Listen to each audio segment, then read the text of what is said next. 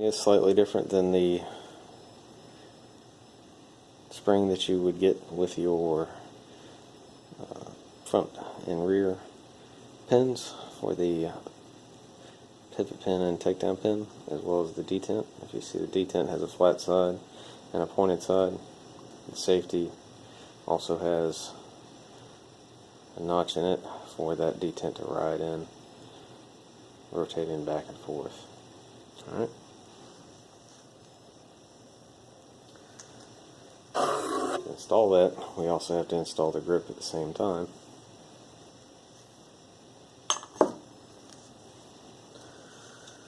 Our safety is going to come in from this side of the lower,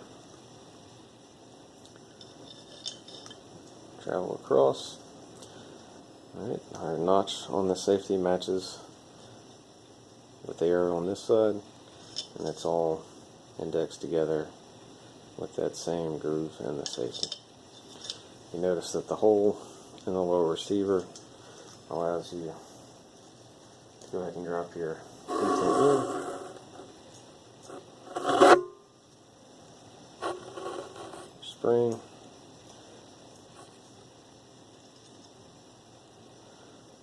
most likely isn't going to fit all the way, but it is a handy tool to get your detent in to make sure it fits. This is another spot that if you're buying especially a lower end receiver that hasn't budgeted, it's budget minded but not as high quality control, you probably want to check that channel to make sure everything's good to go there.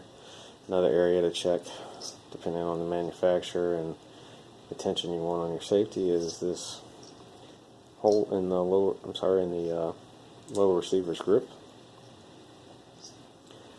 The depth of that hole can impact how much spring tension you get on that detent and how easy this is to assemble.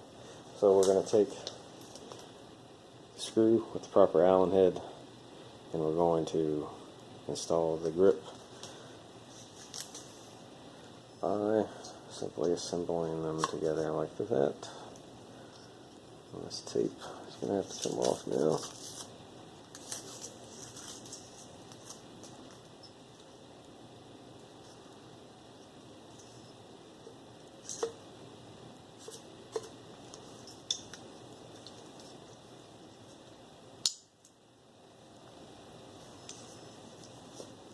Alright, so LaRue makes these things tight, which is a good thing. It takes slop out. But you may need to take a light mallet or something along those lines.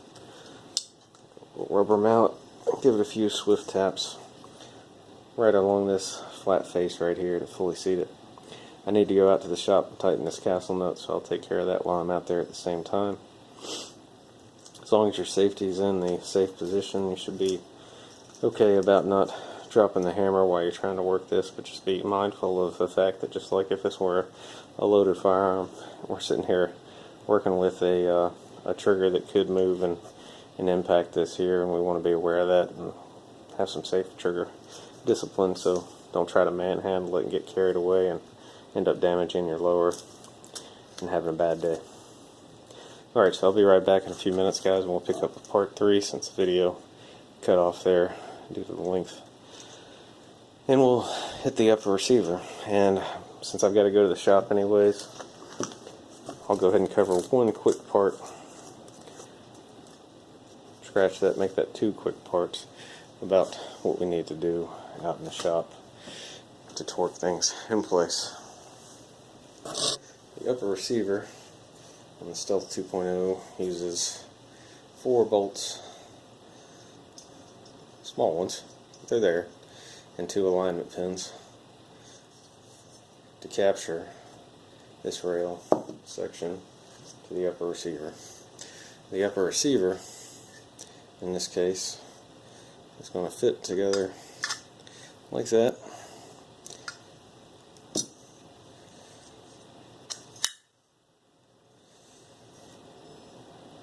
If you take a minute to take a look at the upper, you'll notice that the dust cover actually appears to be a hex-headed rod, captures it in place. so it's not going to come out like a standard Milspec port door on the ejection port door there. Nice machine work there, good shaping, I like that. Anyways, the barrel assembly is going to insert just like the standard AR barrel assembly. Line your notch, a nice good snug fit, and then seat it all the way. Your nut is the same nut used on the Predator OBR. If you guys end up buying extra barrels and you want another nut so that you can swap without having to change uppers, that's the barrel nut you want. You're going to take the barrel nut, slide it down, thread it on. Again, just like the receiver extension, a touch of grease is a good idea. Milspec calls for a specific shell grease, but really just about any grease should do, especially synthetic based grease that can stand high temperatures without any issue. It's more about preventing any kind of corrosion and galling between the two dissimilar metals than it is about the temperature resistance. Once you have your barrel nut snugged down by hand, you'll be using the specific tool to take it to 50 foot-pounds as specified by LaRue. Now 50 foot-pounds, there's no range there, right? It's specific on that. Well, that's fine because LaRue's design uses a nut that doesn't obstruct your gas port, much like some of the other aftermarket handguards out there now. But the Milspec nut has the notches that align with your gas tube and gas tube opening in the upper receiver, and without that range, you would find that several opportunities would occur, or several instances would occur where folks wouldn't be able to get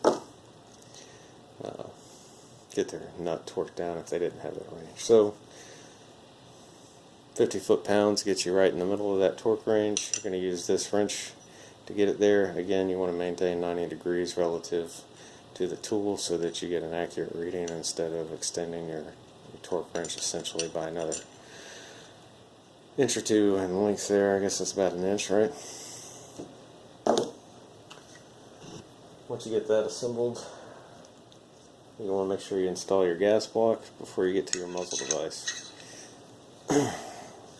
LaRue's gas block has 3 holes that will align with the hole or indentations in the barrel. This should ensure that your gas port properly aligns with the gas port opening in the gas block. That installed,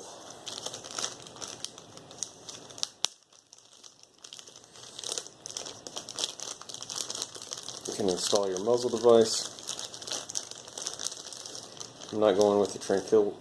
You have to forgive me for butchering that. If Mark would be kind enough to loan me one or give me one, preferably give me one, I'd be happy to put the device on, but since I don't have one, I'm just going with the standard A2. Alright, we have our washer, which is a one-time use thing, so I'm not going to put it on there until I'm ready to go. And then you rotate this around, thread it on. Ideally, you center, once you have it all the way down, center your cage opening so that the flat side is on the bottom. Alright.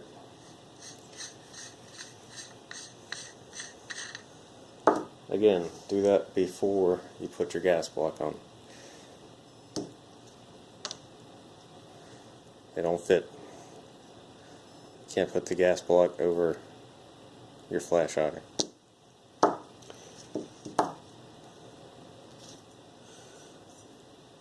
Mark's handy wrench here came with the Stealth upper.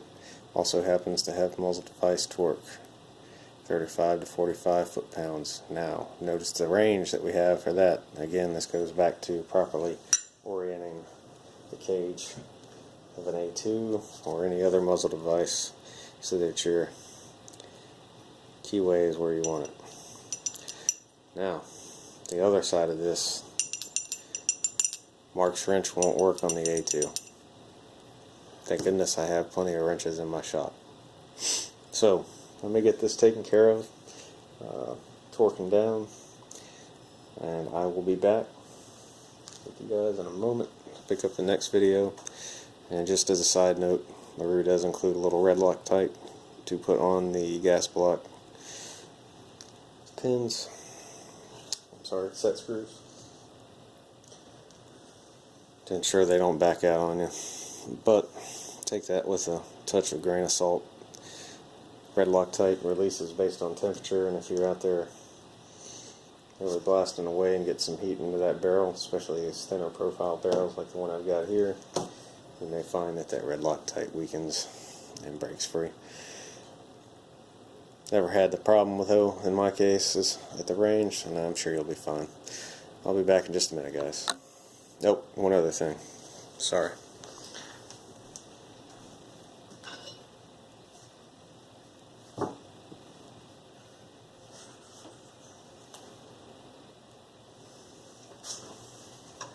Stealth 2.0 upper does not appear to fit your standards upper receiver blocks. Not surprised really. I mean, it's CNC machined and all that. So, just so you guys can see it,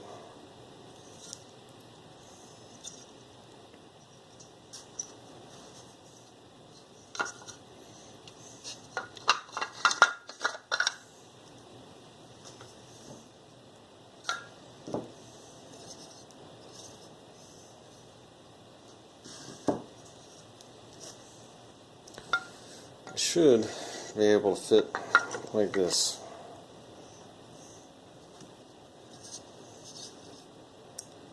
Maybe I'll be surprised here.